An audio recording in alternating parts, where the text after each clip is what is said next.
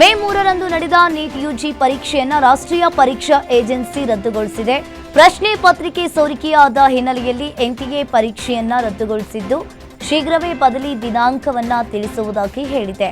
ರಾಜಸ್ಥಾನದ ಸಿಕಾರ್ನಲ್ಲಿ ಮೇ 1ರಂದೇ ಊಹೆ ಪತ್ರಿಕೆ ರೂಪದಲ್ಲಿ ಪ್ರಶ್ನೆಗಳು ಪ್ರಸಾರವಾಗುತ್ತವು ಅಂತ ಹೇಳಿ ಈಗಾಗಲೇ ವರದಿಯಾಗಿದೆ. ಈ ಊಹೆ ಪತ್ರಿಕೆಯಲ್ಲಿದ್ದ ಸುಮಾರು 100ಕ್ಕೂ ಹೆಚ್ಚು ಜೀವಶಾಸ್ತ್ರ ಮತ್ತು ರಸಾಯನಶಾಸ್ತ್ರದ ಪ್ರಶ್ನೆಗಳು ಅಸಲಿ ಪ್ರಶ್ನೆ ಪತ್ರಿಕೆಗೆ ಹೋಲಿಕೆಯಾಗಿದೆ ಎಂಬ ಆರೋಪ ಇಲ್ಲಿ ಕೇಳಿಬಂದಿತ್ತು. ರಾಜಸ್ಥಾನದ ವಿಶೇಷ ಕಾರ್ಯಾಚರಣೆ ತಂಡವು ಈಗಾಗಲೇ ಈ ಆಪಾದಿತ ಅವ್ಯವಹಾರಗಳ ಕುರಿತು ತನಿಖೆಯನ್ನ ಆರಂಭಿಸಿದೆ. ಸೋರಿಕೆಯಾದ ಮಾಹಿತಿ ಸಿಕ್ಕಿದ ಕೂಡಲೇ ಎನ್ಟಿಎ ಇದನ್ನು ಕೇಂದ್ರ ತನಿಖಾ ಸಂಸ್ಥೆಗಳಿಗೆ ವರ್ಗಾಯಿಸಿತ್ತು. ನೀಟ್ ಪ್ರಶ್ನೆ ಪತ್ರಿಕೆ ಸೋರಿಕೆ ವಿಚಾರವಾಗಿ ಶಾಸಕ ಅಶ್ವಥ್ ನಾರಾಯಣ್ ಪ್ರತಿಕ್ರಿಯೆ ನೀಡಿದ್ದಾರೆ. ಬೆಂಗಳೂರಿನಲ್ಲಿ ಮಾತನಾಡಿದ ಅವರು, ಪೇಪರ್ ಲೀಕ್ ಆಗಿದೆ ಅನ್ನೋ ಮಾಹಿತಿ ಇದೆ, ಮರುಪರೀಕ್ಷೆ ಮಾಡೋದಾಗಿ ಈಗಾಗಲೇ ಎನ್ಟಿಎ ಹೇಳಿದೆ. ಪ್ರಾಮಾಣಿಕವಾಗಿ ಇಲ್ಲಿ ಪರೀಕ್ಷೆ ಬರೆದವರಿಗೆ ಅನ್ಯಾಯ ಆಗಬಾರದು, ಹೀಗಾಗಿ ಸಮಯ ವ್ಯರ್ಥವಾಗದಂತೆ ಶೀಘ್ರ ಮರುಪರೀಕ್ಷೆ ನಡೆಸಿ ಪ್ರಶ್ನೆ ಪತ್ರಿಕೆ ಲೀಕ್ ಮಾಡಿದವರ ವಿರುದ್ಧ ಕಠಿಣ ಕ್ರಮ ತೆಗೆದುಕೊಳ್ಳುವಂತೆ ಹೇಳಿದರು. ಪರೀಕ್ಷೆ ವಿಚಾರದಲ್ಲಿ ಪೇಪರ್ ಲೀಕ್ ಆಗಿದೆ ಅನ್ನುವಂಥದ್ದು ಕೆಲವು ಭಾಗದಲ್ಲಿ ಕೆಲವು ಪ್ರದೇಶದಲ್ಲಿ ಆಗಿರುವಂಥದ್ದು ಒಂದು ವರದಿಯ ಹಿನ್ನೆಲೆಯಲ್ಲಿ ಈಗಾಗಿರುವಂಥ ಪರೀಕ್ಷೆಯನ್ನು ಕ್ಯಾನ್ಸಲ್ ಮಾಡಿ ವಜಾ ಮಾಡಿ ಮರುಪರೀಕ್ಷೆಯನ್ನು ಮಾಡಲಿಕ್ಕೆ ಇವತ್ತೇನು ಎನ್ಟಿಎ ನ್ಯಾಷನಲ್ ಟೆಸ್ಟಿಂಗ್ ಏಜೆನ್ಸಿಯವರು ನಿರ್ಧಾರವನ್ನು ತಗೊಂಡಿದ್ದಾರೆ. ಇದು ಒಳ್ಳೆ ನಿರ್ಧಾರ. ಯಾಕೆಂದರೆ ಮೆರಿಟ್ನಲ್ಲಿ ಎಲ್ಲ ಒಂದು ಕಡೆ ಕಾಂಪ್ರಮೈಸ್ ಆಗಬಾರ್ದು. ಅದನ್ನು ರೀಶೆಡ್ಯೂಲ್ ಮಾಡಿ ಎಕ್ಸಾಮ್ ಮಾಡ್ತಿರೋಂಥದ್ದನ್ನ ತಕ್ಷಣ ಮಾಡಿ ಸಮಯ ವ್ಯರ್ಥವಾಗದಂಗೆ ತಕ್ಷಣ ಮಾಡಿಕೊಟ್ಟು ಮತ್ತು ಯಾರು ಈ ಲೀಕನ್ನು ಮಾಡಲಿಕ್ಕೆ ಕಾರಣಕರ್ತರಿದ್ದಾರೆ ಅವ್ರ ವಿರುದ್ಧವಾಗಿ CBI ತನಿಖೆಯನ್ನು ಆಜ್ಞೆ ಮಾಡಿದ್ದಾರೆ. ಆ ತನಿಖೆಯಾಗಿ ಅವರ ಸಂಬಂಧಪಟ್ಟ ವ್ಯಕ್ತಿಗಳನ್ನು ಬಂಧಿಸುವಂಥದ್ದು ಕ್ರಮ ವಹಿಸುವಂಥದ್ದನ್ನು ಮಾಡಿ ಈ ಪಾರದರ್ಶಕತೆ ಎನ್ಟಿಎ ಏಜೆನ್ಸಿ ಕಂಡಕ್ಟ್ ಮಾಡ್ತಿರುವಂಥ ನೀಟ್ ಎಕ್ಸಾಮಿನ ಪಾರದರ್ಶಕತೆ, ಅಕೌಂಟಬಿಲಿಟಿ ಮತ್ತು ಮೆರಿಟು ಯಾವತ್ತೂ ಏನು ಕಾಂಪ್ರಮೈಸ್ ಆಗದೇನೆ ವಿದ್ಯಾರ್ಥಿಗಳಿಗೆ ಅನಾನುಕೂಲತೆ ಆಗಿದೆ. ಯಾಕೆಂದರೆ ಮತ್ತೊಮ್ಮೆ ಪರೀಕ್ಷೆ ಬರೆಯುವಂಥದ್ದು, ತಡ ಆಗುವಂಥದ್ದು, ವಿಳಂಬ ಆಗುವಂಥದ್ದು ಇವೆಲ್ಲ ಸಮಸ್ಯೆಗಳು ಉದ್ಭವ ಆಗ್ತಿದೆ. ಆದರೂ ಈ ಪರೀಕ್ಷೆಯ ಇಂಟಿಗ್ರಿಟಿ ಅಥವಾ ಇದರ ಮೆರಿಟನ್ನು ಕಾಪಾಡಲಿಕ್ಕೆ ಮೆರಿಟ್ ಸ್ಟೂಡೆಂಟ್ ಅನ್ಯಾಯ ಆಗದ ರೀತಿಯಲ್ಲಿ ಈ ಪರೀಕ್ಷೆ ನಡೀಬೇಕು ಅನ್ನೋಂಥ ಮೂಲ ಉದ್ದೇಶ. ದೇಶದಾದ್ಯಂತ ನೀಟ್ ಪರೀಕ್ಷೆ ರದ್ದಾಗಿರುವ ವಿಚಾರವಾಗಿ ಕಾರ್ಮಿಕ ಸಚಿವ ಸಂತೋಷ್ ಲಾಡ್ ಪ್ರತಿಕ್ರಿಯೆಯನ್ನ ನೀಡಿದ್ದಾರೆ. ಧಾರವಾಡದಲ್ಲಿ ಮಾತನಾಡಿದ ಅವರು, ಏನು ಸೋರಿಕೆಯಾದರೂ ಲೆಕ್ಕ ಇಲ್ಲ, ಬುಕ್ಕ ಇಲ್ಲ, ಕೇಂದ್ರ ಸರ್ಕಾರವನ್ನ ಕೇಳುವವರು ಯಾರು, ಏನು ಮಾಡಿದ್ರೂ ನಡೆಯುತ್ತದೆ ಎನ್ನುವಂತಿದೆ ಅಂತ ಕೇಂದ್ರ ಸರ್ಕಾರದ ವಿರುದ್ಧ ಕಿಡಿಕಾರಿದ್ದಾರೆ. ಸರ್ಕಾರ ಏನ್ ಮಾಡಿದ್ರೆ ನಡೀತೈತ್ರಿ, ಎಷ್ಟು ಸೋರಿಕೆ ಆದ್ರೆ ಏನು, ಲೆಕ್ಕ ಇಲ್ಲ, ಬುಕ್ ಇಲ್ಲ. ಕೇಂದ್ರ ಸರ್ಕಾರ ಕೇಳೋರು ಯಾರು? ಕೇಂದ್ರ ಸರ್ಕಾರ ಏನು ಮಾಡಿದ್ರು ಕೂಡ ಈ ದೇಶದಲ್ಲಿ ಕಳೆದ 12 ವರ್ಷದಿಂದ ಯಾವ ವಿಚಾರಗಳನ್ನ ಕೇಳಬಹುದು. ನೀವು ಗುಜರಾತ್ನಲ್ಲಿ ಆಗಿರ್ತಕ್ಕಂಥದ್ದು, UP-ನಲ್ಲಿ ಆಗಿರ್ತಕ್ಕಂಥದ್ದು, ಬಿಹಾರ್ನಲ್ಲಿ ಆಗಿರ್ತಕ್ಕಂಥದ್ದು, ಆಮೇಲೆ ಕೇಂದ್ರ ಸರ್ಕಾರ ನಡೆಸಿರ್ತಕ್ಕಂಥ ಎಲ್ಲಾ ಇವು ಏನು ಎಕ್ಸಾಮಿನೇಷನ್ಸ್ ಇದಾವೆ, ಇವು ಹಲವಾರು ಸಲ ಆಗ್ತಾನೆ ಬಂದಿದಾವೆ. ಚರ್ಚೆಗೆ ಬರಲ್ಲ. ನೀವು ನಮ್ಮನ್ನು ಕೇಳ್ತೀರಿ, ನಾವ್ ಹಿಂಗ್ ಹೇಳ್ತೀವಿ ಅಷ್ಟೇ. ಅದು ಇದಾದ್ಮೇಲೆ ಇದು ಮುಂದಕ್ಕೂ ಹೋಗಂಗಲ್ಲ, ಹಿಂದಕ್ಕೂ ಬರಂಗಲ್ಲ. ಇವೆಲ್ಲ ಏನಂತಂದ್ರೆ ಇವು ಯಾವುದು ನ್ಯಾಷನಲ್ ಇಶ್ಯೂಗಳಿಲ್ಲ. ಕಾಂಗ್ರೆಸ್ ಸರ್ಕಾರಗಳು ಎಲ್ಲಿದ್ದಾವೆ ಆ ರಾಜ್ಯದಲ್ಲಿ ಒಂದು ಇಲಿನೂ ಸಾಯಬಾರ್ದು. ಅದು ಇಲಿ ಸತ್ರೆ ನ್ಯಾಷನಲ್ ನ್ಯೂಸ್. ಬಿಜೆಪಿ ಸರ್ಕಾರಗಳು ಎಲ್ಲಿದ್ದಾವೆ, ಕೇಂದ್ರ ಸರ್ಕಾರದ ವೈಫಲ್ಯತೆ ಬಗ್ಗೆ ಇಲ್ಲಿ ನ್ಯೂಸೇ ಇಲ್ಲ. ಕೇಂದ್ರ ಸರ್ಕಾರ ಏನ್ ಮಾಡಿದ್ರೆ ನಡೀತೈತ್ರಿ, ಎಷ್ಟು ಸೋರಿಕೆ ಆದ್ರೆ ಏನು, ಲೆಕ್ಕ ಇಲ್ಲ, ಬುಕ್ ಇಲ್ಲ. ನೀಟ್ ಪರೀಕ್ಷೆ ರದ್ದತಿಗೆ ವಿಪಕ್ಷ ಶಾಸಕರು ಹಾಗೂ ಸಚಿವರು ಟೀಕಿಸ್ತಾ ಇರುವ ವಿಚಾರವಾಗಿ ಕೇಂದ್ರ ಸಚಿವ ಕುಮಾರಸ್ವಾಮಿ ಪ್ರತಿಕ್ರಿಯೆಯನ್ನ ನೀಡಿದ್ದಾರೆ. ಬೆಂಗಳೂರಿನಲ್ಲಿ ಮಾತನಾಡಿದ ಅವರು, ನಮ್ಮ ರಾಜ್ಯದಲ್ಲಿ ಅನೇಕ ಪರೀಕ್ಷೆಗಳು ಮುಂದೆ ಹಾಕಿದ್ರು. ಕಾಂಗ್ರೆಸ್ ಆಡಳಿತ ಅವಧಿಯಲ್ಲೂ ಕೂಡ ಅನಾಹುತಗಳಾಗಿವೆ. ಕಾಂಗ್ರೆಸ್ KPSC ಸಂಸ್ಥೆ ಹಾಳಾಗಲು ಪ್ರಾರಂಭವಾಗಿತ್ತು. ಈಗ ರಾಜಸ್ಥಾನದಲ್ಲಿ ಪೇಪರ್ ಲೀಕ್ ಆಗಿದೆ. ಯಾರು ಮಾಡಿದ ತಪ್ಪಿಗೆ ಸರ್ಕಾರದ ಮೇಲೆ ತಪ್ಪು ಹೊರಿಸಲು ಆಗೋದಿಲ್ಲ.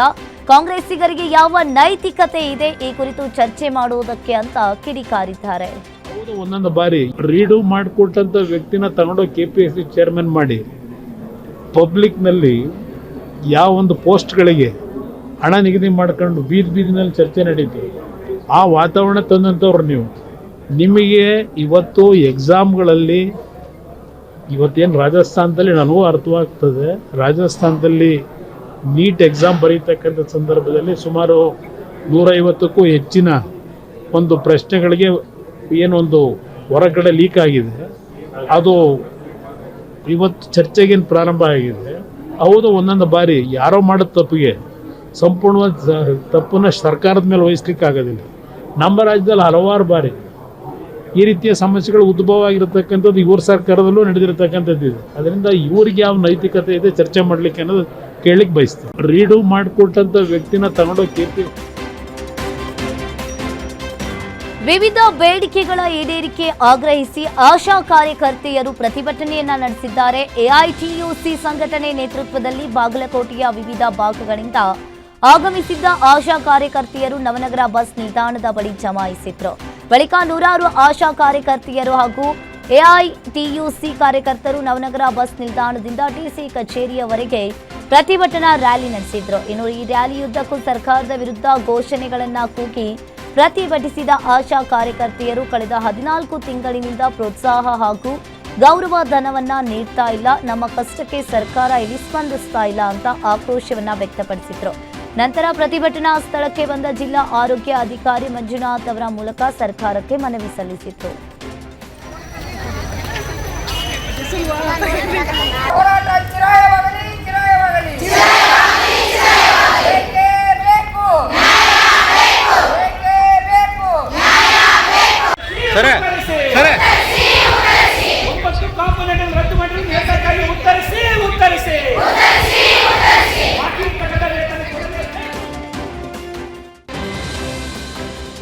ಚಿಕ್ಕಬಳ್ಳಾಪುರ ಜಿಲ್ಲೆಯಲ್ಲಿ ಸರ್ಕಾರಿ ಶಾಲೆಗಳ ವಿಲೀನದ ವಿರುದ್ಧ ಈಗಾಗಲೇ ಸಾರ್ವಜನಿಕರು ಮತ್ತು ಪೋಷಕರು ನಡೆಸ್ತಾ ಇರುವ ಪ್ರತಿಭಟನೆಯು ತೀವ್ರ ಸ್ವರೂಪವನ್ನ ಪಡೆದುಕೊಂಡಿದೆ.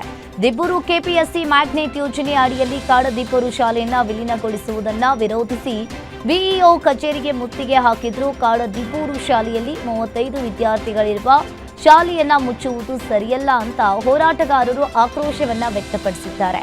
ವಿಲೀನವಾಗಲಿರುವ ಶಾಲೆ 5 ಕಿಲೋಮೀಟರ್ ದೂರದಲ್ಲಿದ್ದು ಅಷ್ಟು ದೂರಕ್ಕೆ ಮಕ್ಕಳನ್ನ ಕಳುಹಿಸುವುದು ಅಸಾಧ್ಯ ಎಂಬುದು ಪೋಷಕರು ತೀವ್ರ ಅಸಮಾಧಾನವನ್ನ ಹೊರಹಾಕಿದ್ರು. ಇನ್ನು ಗ್ರಾಮಸ್ಥರ ಹೋರಾಟಕ್ಕೆ ಮಣಿದ ಶಿಕ್ಷಣ ಅಧಿಕಾರಿಗಳು ಸದ್ಯಕ್ಕೆ ವಿಲೀನ ಪ್ರಕ್ರಿಯೆ ಕೈಬಿಡುವಂತೆ ಹಿರಿಯ ಅಧಿಕಾರಿಗಳಿಗೆ ಶಿಫಾರಸು ಮಾಡಿದ್ರು. ಅಲ್ಲದೆ ಕೂಲಿ ಕಾರ್ಮಿಕರ ಮಕ್ಕಳ ಶಿಕ್ಷಣಕ್ಕೆ ತೊಂದರೆಯನ್ನ ನೀಡಬೇಡಿ, ಕೂಲಿ ಕಾರ್ಮಿಕರ ಶಿಕ್ಷಣಕ್ಕೆ ಕುತ್ತು ಬಂದಲ್ಲಿ ರಾಜ್ಯಾದ್ಯಂತ ಉಗ್ರ ಹೋರಾಟವನ್ನ ಮಾಡುವುದಾಗಿ ಎಚ್ಚರಿಕೆಯನ್ನ ನೀಡಿದ್ದಾರೆ. ಕನ್ನಡಿಗರಿಗೆ ರೈಲ್ವೆ ಪರೀಕ್ಷೆಯಲ್ಲಿ ಅನ್ಯಾಯವಾಗ್ತಾ ಇರುವ ಹಿನ್ನೆಲೆಯಲ್ಲಿ ಹುಬ್ಬಳ್ಳಿಯ ಅಂಬೇಡ್ಕರ್ ವೃತ್ತದಲ್ಲಿ ಕನ್ನಡಪರ ಸಂಘಟನೆಗಳು ಪ್ರತಿಭಟನೆಯನ್ನ ಮಾಡಿದ್ರು. ಜಿಲ್ಲೆಯ ಅಂಬೇಡ್ಕರ್ ವೃತ್ತದಿಂದ ನೈಋತ್ಯ ರೈಲ್ವೆ ಪ್ರಧಾನ ವ್ಯವಸ್ಥಾಪಕರ ಕಚೇರಿಯವರೆಗೂ ಪ್ರತಿಭಟನಾ ಮೆರವಣಿಗೆಯನ್ನ ಮಾಡಿ ರೈಲ್ವೆ ಇಲಾಖೆಯ ವಿರುದ್ಧ ಘೋಷಣೆಯನ್ನ ಕೂಗಿ ಆಕ್ರೋಶವನ್ನ ಹೊರಹಾಕಿದ್ರು. ಇನ್ನು ಈ ಪ್ರತಿಭಟನೆಯಲ್ಲಿ ನೂರಾರು ಜನ ಕನ್ನಡಪರ ಹೋರಾಟಗಾರರು ಕೂಡ ಭಾಗಿಯಾಗಿದ್ರು. ಕೋಲಾರದಲ್ಲಿ DCC ಬ್ಯಾಂಕ್ ವಿರುದ್ಧ ರೈತರ ಆಕ್ರೋಶ ಭುಗಿಲೆದ್ದಿದೆ. ಹಸಿರು ಸೇನೆ ಮತ್ತು ರೈತ ಸಂಘದ ಕಾರ್ಯಕರ್ತರು ಎತ್ತಿನ ಗಾಡಿಗಳೊಂದಿಗೆ ಬ್ಯಾಂಕ್ಗೆ ಮುತ್ತಿಗೆ ಹಾಕಿ ಬೃಹತ್ ಪ್ರತಿಭಟನೆ ನಡೆಸಿದ್ದಾರೆ. ಪ್ರತಿಭಟನಾಕಾರರು ಲಾಲಿಪಾಪ್ ತಿನ್ನುತ್ತಾ ವಿನೂತನ ರೀತಿಯ ಪ್ರತಿಭಟನೆಯನ್ನ ನಡೆಸಿದ್ದಾರೆ. ರೈತರ ಬ್ಯಾಂಕ್ ಎಂದು ಕರೆಸಿಕೊಳ್ಳುವ DCC ಬ್ಯಾಂಕ್ ಈಗ ರೈತರಿಗೆ ಮತ್ತು ಮಹಿಳಾ ಸಂಘಗಳಿಗೆ ಸಾಲ ನೀಡದೆ ಮೋಸ ಮಾಡ್ತಾ ಇದೆ. ಕೋಟ್ಯಾಂತರ ರೂಪಾಯಿ ಹಗರಣಗಳ ಸುಳಿಯಲ್ಲಿ ಸಿಲುಕಿರುವ ಬ್ಯಾಂಕ್ ಅನ್ನ ಉಳಿಸಬೇಕು ಅಂತ ಹೇಳಿ ಒತ್ತಾಯಿಸಿದ್ರು. ಕಲಬುರಗಿಯಲ್ಲಿ ಭೂಮಿ ಕಳೆದುಕೊಂಡ ರೈತರು ಈಗ ಬೀದಿಗೆ ಇಳಿದಿದ್ದಾರೆ. 13 ವರ್ಷಗಳ ಹಿಂದೆ ನೀಡಿದ ಭೂಮಿಗಾಗಿ ಹೊನ್ನ ಕಿರಣ್ಗಿ, ಸೋಮನಾಥಹಳ್ಳಿ ಹಾಗೂ ಫಿರೋಜಾಬಾದ್ ಗ್ರಾಮಗಳ ರೈತರು ಬೃಹತ್ ಪ್ರತಿಭಟನೆಯನ್ನ ನಡೆಸಿದ್ದಾರೆ. 2013ರಲ್ಲಿ ಸಿಮೆಂಟ್ ಕಂಪನಿ ಕಾರ್ಖಾನೆ ಸ್ಥಾಪನೆ ಮಾಡುವುದಾಗಿ ಬರೋಬ್ಬರಿ 1821 ಎಕರೆ ಜಮೀನನ್ನ ಸ್ವಾಧೀನಪಡಿಸಿಕೊಂಡಿತ್ತು. ಆದರೆ ಈಗ ದಶಕ ಕಳೆದರೂ ಇಲ್ಲಿ ಕಾರ್ಖಾನೆಯೂ ಇಲ್ಲ, ರೈತರಿಗೆ ಉದ್ಯೋಗವೂ ಇಲ್ಲ. ಕೃಷಿಯನ್ನೇ ನಂಬಿದ್ದ ಕುಟುಂಬಗಳು ನಿರಾಶ್ರಿತರಾಗಿದ್ದಾರೆ. ಇನ್ನು ಪರಿಹಾರದ ಹಣದಲ್ಲೂ ದೊಡ್ಡ ಅನ್ಯಾಯದ ಆರೋಪ ಇಲ್ಲಿ ಕೇಳಿಬಂದಿದೆ. ಡಿಸಿ ನಿಗದಿಪಡಿಸಿದ್ದ 16 ಲಕ್ಷದ ಬದಲಿಗೆ ಕೇವಲ 12 ಲಕ್ಷವನ್ನ ನೀಡಿ ಕೈ ತೊಳೆದುಕೊಳ್ಳಲಾಗಿದೆ ಅಂತ ರೈತರು ಆಕ್ರೋಶವನ್ನ ಹೊರಹಾಕಿದ್ದಾರೆ. ನಮ್ಮ ಮಕ್ಕಳಿಗೆ ಉದ್ಯೋಗವೂ ಇಲ್ಲ, ನಮಗೆ ಸರಿಯಾದ ಹಣವೂ ಇಲ್ಲ, ಕಾರ್ಖಾನೆ ಕಟ್ಟದಿದ್ರೆ ನಮ್ಮ ಪೂರ್ವಜರ ಭೂಮಿಯನ್ನ ನಮಗೆ ಹಿಂತಿರುಗಿಸಿ ಅಂತ ರೈತರು ಪಟ್ಟು ಹಿಡಿದಿದ್ದಾರೆ. ಕಾರ್ಮಿಕ ವಿರೋಧಿ ನೀತಿಗಳನ್ನ ಖಂಡಿಸಿ CITU ಸೇರಿ ಕಾರ್ಮಿಕ ಸಂಘಟನೆಗಳಿಂದ ಮಂಡ್ಯದ ಸಂಜಯ್ ವೃತ್ತದಲ್ಲಿ ಪ್ರತಿಭಟನೆಯನ್ನ ಮಾಡಿದ್ರು. ಕಾರ್ಮಿಕ ವಿರೋಧಿ ನೀತಿಗಳನ್ನ ಜಾರಿ ಮಾಡಲು ಕೇಂದ್ರ ಸರ್ಕಾರ ರಾಜ್ಯ ಸರ್ಕಾರಕ್ಕೆ ಒತ್ತಡವನ್ನ ಹಾಕ್ತಾ ಇದೆ.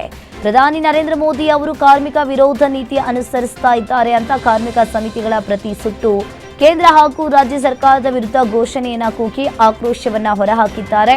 ಇನ್ನು ತಕ್ಷಣವೇ ಕಾರ್ಮಿಕ ವಿರೋಧ ನೀತಿಗಳನ್ನು ರದ್ದುಪಡಿಸುವಂತೆ ಆಗ್ರಹಿಸಿದ್ದಾರೆ. ಈಜಲು ಹೋಗಿದ್ದ ಇಬ್ಬರು ಬಾಲಕರು ಸೇರಿದಂತೆ ಓರ್ವ ಯುವಕ ನೀರು ಪಾಲಾಗಿರುವ ಘಟನೆ ಹಾವೇರಿ ಜಿಲ್ಲೆಯ ಹಾನಗಲ್ ತಾಲೂಕಿನ ಕಂಚಿನಗಳೂರು ಗ್ರಾಮದಲ್ಲಿ ನಡೆದಿದೆ. ಬಿಸಿಲು ಅಂತ ಕೆರೆಯಲ್ಲಿ ಈಜಲು ಹೋಗಿದ್ದ ವೇಳೆ ನೀರಿನಲ್ಲಿ ಮುಳುಗಿ ಸೃಜನ್ ಬ್ಯಾತ್ನಾಳ್, ಸಚಿನ್ ಬ್ಯಾತ್ನಾಳ್ ಹಾಗೂ ಉತ್ತರ ಪ್ರದೇಶ ಮೂಲದ ಫೈಸನ್ ಸೇರಿ ಮೂವರು ಮೃತಪಟ್ಟಿದ್ದಾರೆ. ಇನ್ನು ಈ ದುರಂತ ಸ್ಥಳಕ್ಕೆ ಪೊಲೀಸರು ಭೇಟಿ ನೀಡಿ ಪರಿಶೀಲನೆಯನ್ನ ನಡೆಸಿದ್ದಾರೆ. ಈ ಘಟನೆಗೆ ಸಂಬಂಧಪಟ್ಟಂತೆ ಆಡೂರು ಹಾಗೂ ಹಾನಗಲ್ ಪೊಲೀಸ್ ಠಾಣೆಯಲ್ಲಿ ಈ ಪ್ರಕರಣ ದಾಖಲಾಗಿದೆ. ಹಾಸನ ಹೊರವಲಯದ ಕೌಶಿಕ್ ಗ್ರಾಮದಲ್ಲಿ ನಿರ್ಮಾಣವಾಗ್ತಾ ಇರುವ ನೂತನ ಮೆಗಾ ಡೈರಿ ಕಾಮಗಾರಿಯನ್ನ ಮಾಜಿ ಪ್ರಧಾನಿ ಎಚ್.ಡಿ. ದೇವೇಗೌಡರು ವೀಕ್ಷಣೆ ಮಾಡಿದ್ದಾರೆ. ಮೆಗಾ ಡೈರಿ ವೀಕ್ಷಿಸಿ ಮಾತನಾಡಿದ ಅವರು 900 ಕೋಟಿ ರೂಪಾಯಿ ವೆಚ್ಚದಲ್ಲಿ ಮೆಗಾ ಡೈರಿ ನಿರ್ಮಾಣವನ್ನ ಮಾಡ್ತಾ ಇದ್ದಾರೆ. ಈ ಸರ್ಕಾರದಿಂದ ಆರ್ಥಿಕವಾಗಿ ನೆರವು ನೀಡಿಲ್ಲ. ಅವರು ಈ ಹಿಂದೆ ನೀಡಿದ್ದ ಹಣವನ್ನ ವಾಪಸ್ ಪಾವತಿಸಲಾಗಿದೆ. ಮೆಗಾ ಡೈರಿಗೂ ರಾಜ್ಯ ಸರ್ಕಾರಕ್ಕೂ ಯಾವುದೇ ಸಂಬಂಧವಿಲ್ಲ. ಚಿಕ್ಕಮಗಳೂರು, ಕೊಡಗು, ಹಾಸನ 3 ಜಿಲ್ಲೆಗಳ ರೈತರು ಹಾಲು ಹಾಕ್ತಾರೆ. ಹಾಗಾಗಿ ಇಲ್ಲಿ ಜರ್ಮನಿ ರೀತಿಯ ತಂತ್ರಜ್ಞಾನವನ್ನ ಅಳವಡಿಸಲಾಗಿದೆ. ಈ ಕಾಮಗಾರಿಗೆ ಕೇಂದ್ರ ಸರ್ಕಾರ ಬರೋಬ್ಬರಿ 280 ಕೋಟಿ ಹಣ ಕೊಟ್ಟಿದೆ. ಇದು ರೇವಣ್ಣ ಅವರ ಶ್ರಮದ ಫಲವಾಗಿದೆ. ಜೂನ್ ತಿಂಗಳಿನಲ್ಲಿ ಮೋದಿ ಅವರೇ ಮೆಗಾ ಡೈರಿ ಉದ್ಘಾಟನೆಯನ್ನ ಮಾಡ್ತಾರೆ ಅಂತ ಮಾಜಿ ಪ್ರಧಾನಿ ಎಚ್.ಡಿ. ಹೇಳಿದರು. ದಾವಣಗೆರೆ ಜಿಲ್ಲೆಯ ಹೊನ್ನಾಳಿ ತಾಲೂಕಿನ ಸುಂಕದಕಟ್ಟೆ ಗ್ರಾಮದಲ್ಲಿರುವ ಸುಮಾರು 30 ಎಕರೆ ವಿಸ್ತೀರ್ಣದ ಮಲ್ಲದೇವರ ಕಟ್ಟೆ ಗೋಮಾಳ ಇದೀಗ ಸಂಘರ್ಷದ ಕೇಂದ್ರವಾಗಿದೆ. 2000ಕ್ಕೂ ಹೆಚ್ಚು ಗಂಧದ ಮರಗಳು ಸೇರಿದಂತೆ ವಿವಿಧ ಸಸ್ಯ ಪ್ರಭೇದಗಳಿದ್ದು ಕರಡಿ, ಜಿಂಕೆ, ನವಿಲುಗಳಂತಹ ವನ್ಯಜೀವಿಗಳ ಆವಾಸ ಸ್ಥಾನವಾಗಿದೆ. ಈ ಅಮೂಲ್ಯವಾದ ಗೋಮಾಳದಲ್ಲಿ ಪಟ್ಟಣ ಪಂಚಾಯಿತಿ ವ್ಯಾಪ್ತಿಯ ನಿವೇಶನಗಳನ್ನ ಮಾಡಲು ಅಧಿಕಾರಿಗಳು ಮುಂದಾಗಿರುವುದು ಗ್ರಾಮಸ್ಥರ ಆಕ್ರೋಶಕ್ಕೆ ಭಾರಿ ಕಾರಣವಾಗಿದೆ. ಕಳೆದ 2020-21ರಲ್ಲೇ ಇಲ್ಲಿ ನಿವೇಶನವನ್ನ ಮಾಡಲು ಪ್ರಯತ್ನ ನಡೆದಿತ್ತು. ಆದರೆ ಪರಿಸರ ಮತ್ತು ಗ್ರಾಮಸ್ಥರ ಹಿತದೃಷ್ಟಿಯಿಂದ ಅಂದು ಈ ಪ್ರಕ್ರಿಯೆಯನ್ನ ಕೈಬಿಡಲಾಗಿತ್ತು. ಇದೀಗ ಮತ್ತೆ ಅಧಿಕಾರಿಗಳು ಕಳೆದ ವಾರದಿಂದ ಗೋಮಾಳದ ಸರ್ವೆ ಆರಂಭಿಸಿರುವುದು ವಿವಾದಕ್ಕೆ ನಾಂದಿ ಹಾಡಿದೆ. ಇನ್ನು ಸ್ಥಳಕ್ಕೆ ಭೇಟಿ ನೀಡಿದ ಮಾಜಿ ಸಚಿವ ಎಂಪಿ ರೇಣುಕಾಚಾರ್ಯ ಅಧಿಕಾರಿಗಳ ಈ ನಡೆಗೆ ತೀವ್ರ ವಿರೋಧವನ್ನ ವ್ಯಕ್ತಪಡಿಸಿದ್ದು, ಕೂಡಲೇ ಈ ಸರ್ವೆ ಪ್ರಕ್ರಿಯೆ ನಿಲ್ಲಿಸಬೇಕು, ಇಲ್ಲವಾದಲ್ಲಿ ಜಾನುವಾರುಗಳೊಂದಿಗೆ ತಾಲೂಕು ಕಚೇರಿಗೆ ಮುತ್ತಿಗೆ ಹಾಕ್ತೀವಿ ಅಂತ ಅಧಿಕಾರಿಗಳಿಗೆ ಖಡಕ್ ಎಚ್ಚರಿಕೆ ನೀಡಿದ್ದಾರೆ.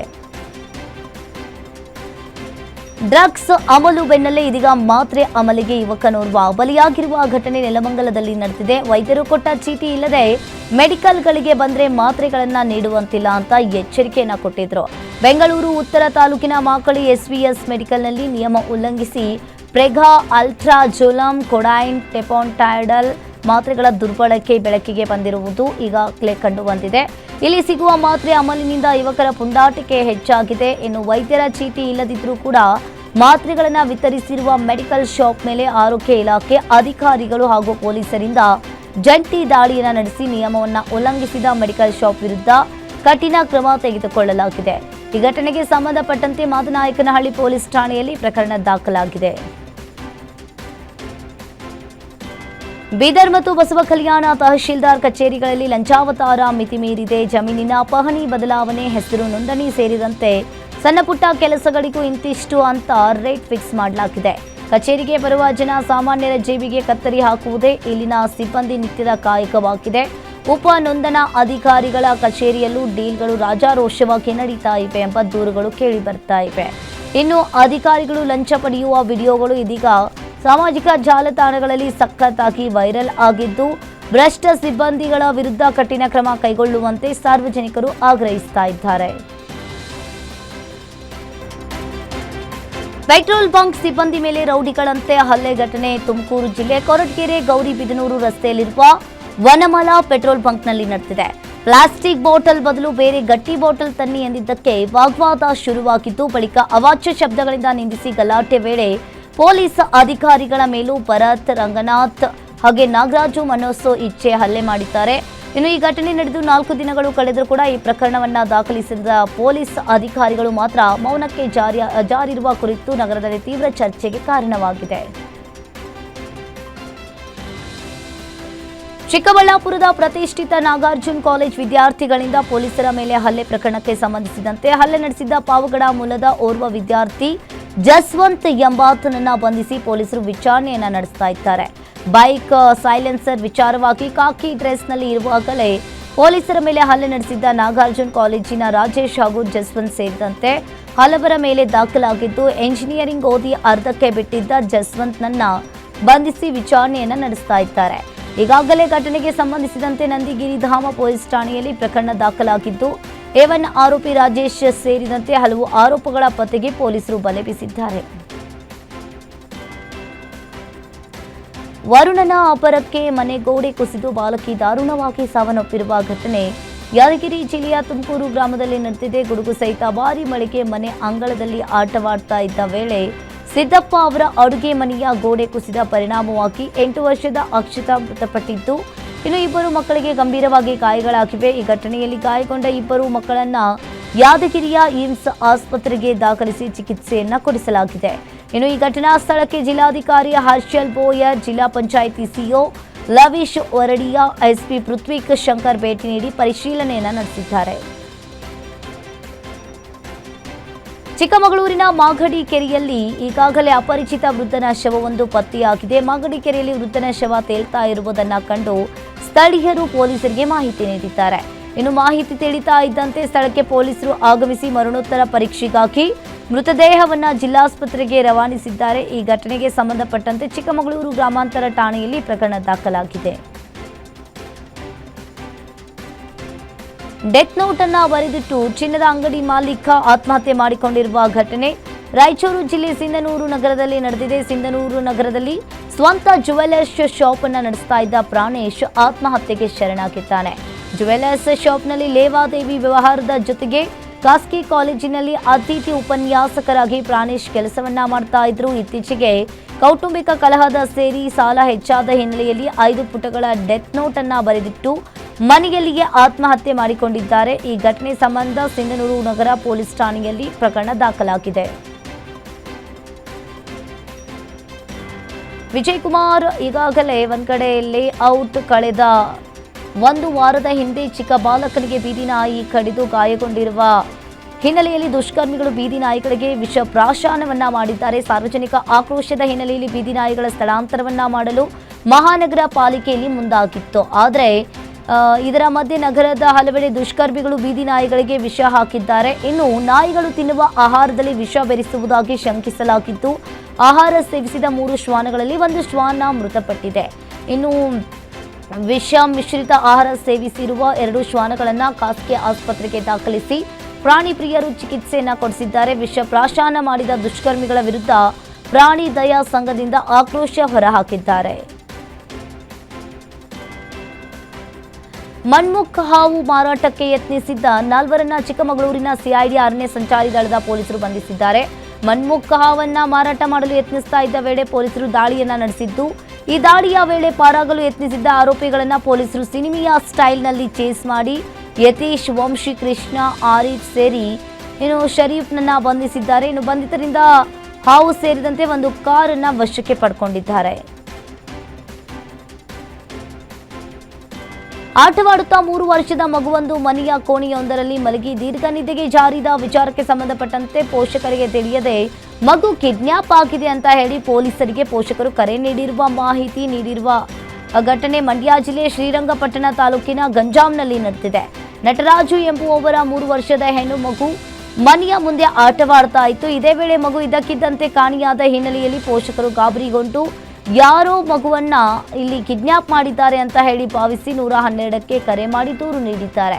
ಕಿಡ್ನ್ಯಾಪ್ ದೂರು ಕೇಳಿ ತಕ್ಷಣ ಸ್ಥಳಕ್ಕೆ ಶ್ರೀರಂಗಪಟ್ಟಣ ಟೌನ್ ಪೊಲೀಸರು ಆಗಮಿಸಿ ಮಗುವಿಗಾಗಿ ಸುತ್ತಮುತ್ತ ತೀವ್ರ ಹುಡುಕಾಟವನ್ನ ನಡೆಸಿದ್ದಾರೆ. ಇನ್ನು ಪೊಲೀಸರ ಸ್ಥಳೀಯ ಪರಿಶೀಲನೆಯನ್ನ ನಡೆಸಿದಾಗ ಮಗು ಆಟವಾಡುತ್ತಾ ಪಕ್ಕದ ಮನೆಯ ಕೋಣೆಯೊಂದಕ್ಕೆ ಹೋಗಿ ಅಲ್ಲಿ ನಿದ್ದೆಗೆ ಜಾರಿರುವುದು ಕಂಡು ಬಂದಿದೆ. ಇನ್ನು ಮಗುವಿಗಾಗಿ ಹೈರಾಣಾದ ಪೊಲೀಸರು ಮಗು ಪತಿಯಾದ ಬಳಿಕ ದೂರು ನೀಡುವ ಮೊದಲು ಸರಿಯಾಗಿ ಪರಿಶೀಲಿಸುವಂತೆ ತಿಳಿ ಹೇಳಿ ಎಚ್ಚರಿಕೆಯನ್ನ ನೀಡಿದ್ದಾರೆ. ಕೆಕೆಆರ್ಟಿಸಿ ಬಸ್ ಮತ್ತು ಬೈಕ್ ಮಧ್ಯೆ ಭೀಕರ ಅಪಘಾತ ಸಂಭವಿಸಿ ಬೈಕ್ ಸವಾರರು 2 ಸ್ಥಳದಲ್ಲಿಯೇ ಮೃತಪಟ್ಟಿರುವ ಘಟನೆ ಬೀದರ್ ಸಮೀಪದ ತೆಲಂಗಾಣ ಮತ್ತು ಕರ್ನಾಟಕ ಗಡಿ ಬಳಿ ನಡೆದಿದೆ. ಮದುವೆ ಹಿನ್ನೆಲೆಯಲ್ಲಿ ಮರ್ಜಾಪುರ ಗ್ರಾಮದಿಂದ ಕೌಟಾ ಗ್ರಾಮಕ್ಕೆ ತೆರಳುತ್ತಾ ಇದ್ದ ಬೈಕ್ ಹಾಗೂ ಹುಮ್ನಾಬಾದ್ನಿಂದ ತೆಲಂಗಾಣದ ಹೈದರಾಬಾದ್ಗೆ ತೆರಳುತ್ತಾ ಇದ್ದ ಕೆಕೆಆರ್ಟಿಸಿ ಬಸ್ ಮುಖಾಮುಖಿ ಡಿಕ್ಕಿಯಾಗಿ ನರಸಿಂಹಲು ಹಾಗೂ ಅರುಣ್ ದಾರುಳ್ ಸಾವನ್ನಪ್ಪಿದ್ದಾರೆ. ಇನ್ನು ಕೆಕೆಆರ್ಟಿಸಿ ಬಸ್ನಲ್ಲಿದ್ದ 13 ಪ್ರಯಾಣಿಕರಿಗೆ ಸಣ್ಣಪುಟ್ಟ ಗಾಯಗಳಾಗಿದ್ದು ಬ್ರೀಮ್ಸ್ ಆಸ್ಪತ್ರೆಯಲ್ಲಿ ಚಿಕಿತ್ಸೆಯನ್ನು ಕೊಡಿಸಲಾಗಿದೆ. ಸ್ಥಳಕ್ಕೆ ಪೊಲೀಸರು ಭೇಟಿ ನೀಡಿ ಪರಿಶೀಲನೆಯನ್ನ ನಡೆಸಿದ್ದಾರೆ. ರಾಜ್ಯದಲ್ಲಿನ ಬಿಸಿಲಿನ ತಾಪಮಾನ ಹೆಚ್ಚಾಗಿದ್ದು ಮಂಡ್ಯದಲ್ಲಿ ಬಿಸಿಲಿನ ತೀವ್ರತೆ ಹೆಚ್ಚಾದ ಪರಿಣಾಮವಾಗಿ ಕೆಆರ್ಎಸ್ ಡ್ಯಾಂನ ನೀರಿನ ಮಟ್ಟ ಬರೋಬ್ಬರಿ 90 ಅಡಿಗೆ ಕುಸಿತ ಕಂಡಿದೆ. ಇದರಿಂದಾಗಿ ರೈತರಲ್ಲಿ ಆತಂಕ ಹೆಚ್ಚಾಗಲಿದ್ದು ಡ್ಯಾಂನಲ್ಲಿ ನೀರು ಸಂಪೂರ್ಣವಾಗಿ ಕೆಳಮಟ್ಟಕ್ಕೆ ತಲುಪಿದ ಹಿನ್ನೆಲೆಯಲ್ಲಿ ನದಿ ನೀರಿಲ್ಲದೆ ಬಂಡೆಗಳು ಸೇರಿ ತಳಭಾಗದ ಕಾಣುತ್ತಿದೆ. ಇದರಿಂದಾಗಿ ಜಿಲ್ಲೆಯಲ್ಲಿ ಆದಷ್ಟು ಬೇಗ ಮಳೆಯಾಗಿ ಡ್ಯಾಂ ನೀರು ಮತ್ತೆ ಯಥಾಸ್ಥಿತಿಗೆ ಬರಲಿ ಅಂತ ಸ್ಥಳೀಯರು ದೇವರ ಮೊರೆ ಹೋಗಿದ್ದಾರೆ. ಕುಡಿಯುವ ನೀರಿಲ್ಲದೆ ಸಾವಿರಾರು ಎಕರೆ ಅರಣ್ಯದಲ್ಲಿ ಪ್ರಾಣಿಗಳ ಹಾಹಾಕಾರ ಶುರುವಾಗಿದೆ. ಚಿಕ್ಕಬಳ್ಳಾಪುರ ಚಿಂತಾಮಣಿ ಬಾಗೇಪಲ್ಲಿ ಮುಖ್ಯ ರಸ್ತೆಯ ಕೆಂಚಾರ್ಲಹಳ್ಳಿ ಕೆರೆಗೆ ಸುಮಾರು 20ಕ್ಕೂ ಹೆಚ್ಚು ಜಿಂಕೆಗಳ ಹಿಂಡು ನೀರು ಹುಡುಕುತ್ತಾ ಬಂದಿವೆ. ಕಾಡು ಪ್ರಾಣಿಗಳಿಗೆ ಅರಣ್ಯದಲ್ಲಿ ನೀರಿನ ವ್ಯವಸ್ಥೆ ಮಾಡಬೇಕಿದ್ದ ಅಧಿಕಾರಿಗಳು ನಿದ್ದೆಗೆ ಜಾರಿದಂತೆ ಕಾಣಿಸ್ತಾ ಇದೆ. ಅಧಿಕಾರಿಗಳ ಈ ನಿರ್ಲಕ್ಷ್ಯದಿಂದಾಗಿ ಜಿಂಕೆಗಳು ಹೆದ್ದಾರಿ ದಾಟಿ ಬರುವಂತಾಗಿದ್ದು ಜೀವಕ್ಕೆ ಅಪಾಯ ಎದುರಾಗಿದೆ. ಸ್ಥಳೀಯರು ಜಿಂಕೆಗಳನ್ನು ತೋರಿಸುತ್ತಾ ಆಕ್ರೋಶವನ್ನು ವ್ಯಕ್ತಪಡಿಸ್ತಾ ಇರುವುದು ಕೂಡ ಅರಣ್ಯ ಇಲಾಖೆ ಎಚ್ಚೆತ್ತು ಈಗಾಗಲೇ ಪ್ರಾಣಿಗಳಿಗೆ ನೀರಿನ ಟ್ಯಾಂಕ್ಗಳ ವ್ಯವಸ್ಥೆಯನ್ನ ಮಾಡಬೇಕು ಅಂತ ಆಗ್ರಹಿಸಿದ್ರು. ಚಿಕ್ಕಮಗಳೂರಿನಿಂದ ಮಂಗಳೂರು ಸಂಪರ್ಕ ಕಲ್ಪಿಸುವ ಘಾಟಿಯಲ್ಲಿ ದೈತ್ಯ ಸಲಗವೊಂದು ಪ್ರತ್ಯಕ್ಷವಾಗಿ ಸಂಚಲನವನ್ನ ಮೂಡಿಸಿದೆ. ರಾತ್ರಿ ಸುಮಾರು 1 ಗಂಟೆಗೂ ಅಧಿಕ ಕಾಲ ರಸ್ತೆಯಲ್ಲೇ ಬೀಡು ಬಿಟ್ಟ ಈ ಒಂಟಿಯು ದಂತದ ಸಲಗ ನಂದೇ ದಾರಿ ಎಂಬಂತೆ ಅಡ್ಡ ನಿಂತು ವಾಹನ ಸವಾರರನ್ನ ಬೆಚ್ಚಿ ಬೀಳಿಸಿತು. ಗಾಬರಿಗೊಂಡ ಸವಾರರು ವಾಹನಗಳನ್ನ ದೂರದಲ್ಲೇ ನಿಲ್ಲಿಸಿದ್ರು. ಅದೃಷ್ಟವಶಾತ್ ಯಾರಿಗೂ ಯಾವುದೂ ತೊಂದರೆ ಆಗಿಲ್ಲ. ಮಾಡದೆ ನಿಧಾನವಾಗಿ ಕಾಡಿನೊಳಗೆ ಹೋಗಿದೆ. ರಾತ್ರಿ ವೇಳೆ ಸಂಚರಿಸುವ ಚಾಲಕರು ಎಚ್ಚರಿಕೆ ವಹಿಸುವಂತೆ ಸೂಚಿಸಲಾಗಿದೆ.